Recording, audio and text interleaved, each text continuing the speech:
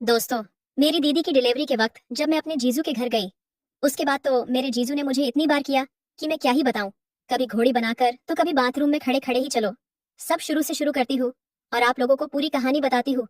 पर हाँ, आप लोगों को मैं बता दूं कि ये कहानी पूरी जरूर देखना, तभी आपको मजा आएगा। तो चलो शुरू करती हूँ। नमस्कार दोस्तों, मैं आपकी दोस्त पूजा। मेरी लंबाई लगभग 5 फुट 2 इंच है। मैं 21 साल की उभरती जवानी की लड़की हूँ। मेरे चश्मे और ब्रा का नंबर हमेशा बढ़ता ही जाता है और मेरी ब्रा का नंबर भी बढ़ता जा रहा है। मेरा रंग दूध की तरह गोरा है। दोस्तों, ये साली जीजा कहानी उस समय की है जब मेरी दीदी गर्भवती थी और उनको बच्चा होने वाला था। उस समय जीजू ने दीदी से कहा कि कुछ दिन के लिए पूजा को बुला लो तो कुछ मदद मिल जाएगी, और वैसे भी तुमको अब घर का काम करने के लिए डॉक्टर ने मना कर दिया है।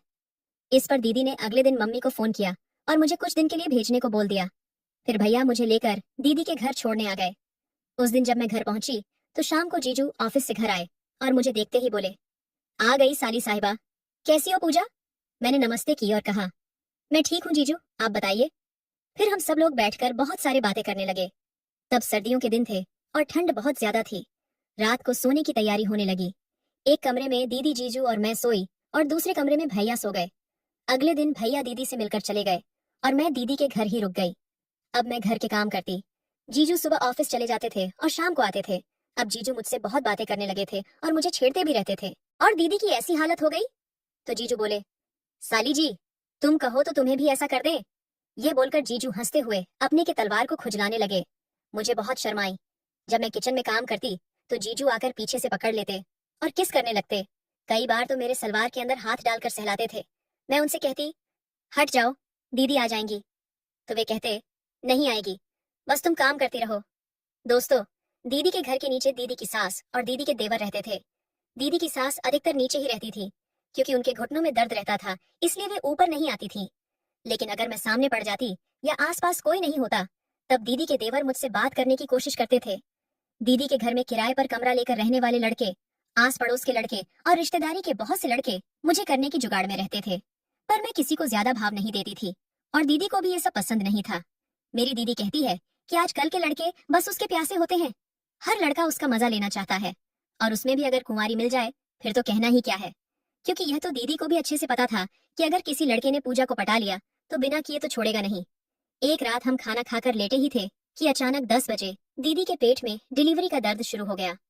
उनकी हालत बिगड़ने लगी तो जीजू ने गाड़ी निकाली, दीदी को अस्पताल ले गए और भर्ती करा दिया। दीदी के साथ उनकी सास भी गई थी। मैं और दीदी के देवर घर में अकेले थे। मुझे बहुत डर लग रहा था कि कहीं दीदी के देवर ऊपर आकर मुझे कुछ करना दें। पूरी रात में ठीक से सो भी नहीं पाई, लेकिन ऐसा कुछ नहीं हुआ। सुबह जीजू घर आए और बोले, साली साहिबा, अब तुम मौसी बन गई हो, तुम्हारी दीदी को बेटी हुई है। मैंने भी जीजू को बधाई दी। ये सब कहते कहते जीजू पीछे से मेरे गुब्बारे को दबाने लगे और मेरी कमीज उतारने लगे। मैंने मना किया, लेकिन वो नहीं माने और किस करने लगे। फिर उन्होंने मेरी कमीज निकाल दी और मेरे ऊपर से दबाने लगे। मैं कसमसाने लगी। मैं छोड़ने के लिए बोली तो जीजू कहने लगे, साली साहिबा, मेरा लेने का बहुत मन कर रहा है। पिछले 8 महीने से मुझे नहीं मिली है। तुम्हारी दीदी ने हाथ भी लगाने नहीं दिया था, इसलिए अब मना मत करो। मैंने कहा, जीजू नहीं, प्लीज छोड़ो, दीदी को पता चल जाएगा। इतना कहकर मैंने अपने आप को छुड़ाया और बाथरूम में नहाने के लिए भाग गई। तभी जीजू आए और बाथरूम का दरवाजा खोलने के लिए कहने लगे, लेकिन मैंने नहीं खोला। मैं नहाकर बाहर आई तो जीजू मुझे देखकर हंस रहे थे। तभी दीदी का फोन आ गया। वे कहने लगी कि नर्स ने बाजार से कुछ दवाइयां लाने के लिए बोला है। जीजू बोले, पूजा, जल्दी से खाना बना दो, तुम्हारी दीदी के लिए खाना भी लेकर जाना है। फिर मैंने खाना बनाया, जीजू ने खाना खाया और दीदी के लिए भी लेकर अस्पताल चले गए। फिर मैं सो गई। शाम को जीजू अस्पताल से घर आए और बताया कि अभी नर्स ने 2-3 दिन तुम्हारी दीदी को भर्ती रहने के लिए कहा है, क्योंकि उनको बहुत ज्यादा कमजोरी और दर्द है, इसीलिए अभी अस्पताल से उनकी छुट्टी नहीं कर सकते हैं। जीजू कहने लगे, साली जी, चाय बना लो। मैंने चाय बनाई और हम दोनों साथ बैठकर चाय पीने लगे और बातें भी करते जा रहे थे। बातों बातों में जीजू ने मुझे बताया कि कल तुम्हारी दीदी की शादी को 3 साल हो जाएगा। तभी मुझे याद आया, अरे हाँ जीजू, कल तो आपकी शादी की सालगिरह है, मैं तो भूल ही गई थी। लेकिन जीजू थोड़ा उदास हो गए क्योंकि दीदी अस्पताल में थी। मैं बोली, कोई बात नहीं जीजू, कल दीदी से मिलने चलेंगे। अगले दिन मैं जीजू के साथ दीदी से मिलने अस्पताल गई तो दीदी मुस्कुरा रही थी। तभी मुझे याद आया, अरे हाँ जीजू, कल तो आपकी शादी की सालगिरह है, मैं तो भूल ही गई थी। लेकिन जीजू थोड़ा उदास हो गए क्योंकि दीदी अस्पताल में थी। मैं बोली, कोई बात नहीं जीजू, कल दीदी से मिलने चलेंगे। अगले दिन मैं जीजू के साथ दीदी से मिलने अस्पताल गई तो दीदी मुस्कुरा रही थी। जीजू बोले, जान, तुम्हें याद है आज हमारी शादी की सालगिरह है? तो दीदी कहने लगी, हाँ मुझे याद है। जीजू ने हैप्पी मैरिज एनिवर्सरी कहते हुए दीदी के माथे पर किस कर दिया। जीजू कहने लगे, जान, अगर तुम घर पर होती तो पार्टी करते और खूब एंजॉय करते। तो दीदी मजाक में बोली, मैं घर पर नहीं हूं तो क्या हुआ, आधी घरवाली तो है ना, घर पर है ना। कोई बात नहीं, जब मैं घर आ जाऊंगी तब हम बाद में कर लेंगे। जीजू अपने बेटी को गोदी में उठाकर खिलाने लगे और बोले, देखो पूजा, तुम्हारी दीदी ने शादी की सालगिरह पर मुझे कितना बड़ा गिफ्ट दिया है। साली जी, आज तुम क्या गिफ्ट दोगी मुझे? ये सुनते ही जीजू मेरी तरफ देखकर हंसने लगे। मैं तभी जीजू के इरादे समझ गई थी। उनका इशारा मेरी लेने के लिए था।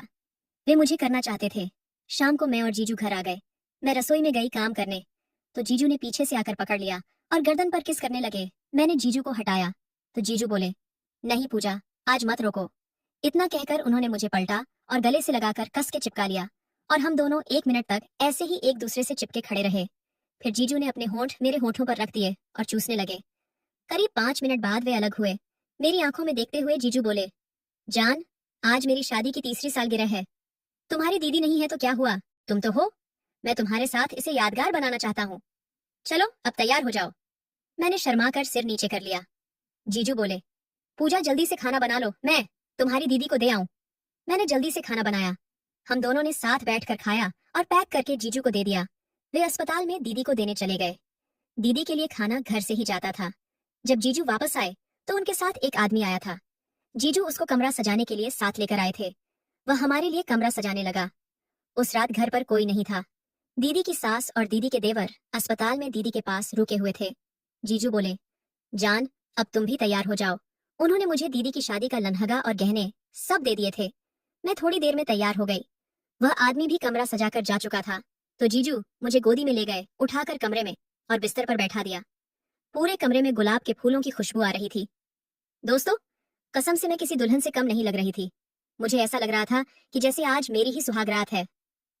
मुझे बैठाकर जीजू खुद भी तैयार होने चले गए। 10 मिनट बाद जीजू आए। उन्होंने कुर्ता पायजामा पहन रखा था। वे बिल्कुल दूल्हा लग रहे थे। अब जीजू मेरे पास आए और मेरा घूंघट उठा कर मेरी आंखों में आंखें डालकर देखने लगे। मैं शर्माने लगी और जीजू से कसकर लिपटी रही। कुछ देर बाद वे अलग हुए और मुझे घुमाकर पीछे से मेरी पीठ, कान, गर्दन, कान की लौ पर किस करने लगे। मेरे ब्लाउज की डोरी खींचने लगे। जीजू एक एक करके मेरे गहने उतारने लगे और किस करते जाते। मैं तो उत्तेजित होती जा रही थी। मुझे कुछ कुछ होने लगा था। उसके बाद तो दोस्तों, मेरे जीजू ने मेरे साथ वो सब किया जो एक पति पत्नी करते हैं। मुझे तो ऐसा लग रहा था जैसे कि मेरी ही सुहागरात है आज। उस रात हमने 4 बार किया। फिर जब दीदी घर आ गई तो जीजू मुझे ऊपर वाले कमरे में ले जाकर मेरी करते जब दीदी सो जाती थी। दोस्तों, मैं वहां 1 महीने रही और 1 महीने में मेरी पता नहीं कितनी बार जमकर हुई। फिर मम्मी ने दीदी को फोन करके बोला कि अब पूजा को घर भेज दो। एक दिन दीदी कहने लगी, सुनो जी, पूजा इतने दिनों से यहाँ रुकी है, पूजा को शॉपिंग तो करा दो। तो जीजू मुझे बाजार ले गए और अच्छा सा सूट कुर्ती जीजू ने मुझे दिलवाई। घर आकर मैंने सूट कुर्ती दीदी को दिखाया जो कि उन्हें भी अच्छा लगा। दोस्तों, अब मैं अपने जीजा से मजा लेकर मैं अपने घर आ गई। जब जीजू फोन पर बात करते हैं तो बोलते हैं, साली जी यहाँ कब आ रही हो, यहाँ आ जाओ, फिर तुम्हारी ढंग से कसरत करूंगा। इसके बाद और भी मौकों पर मेरी हुई जिसकी कहानी मैं बाद में लिखूंगी। दोस्तों, इसका अगला पार्ट चाहिए तो पार्ट 2 लिखकर चैनल को सब्सक्राइब कर लो।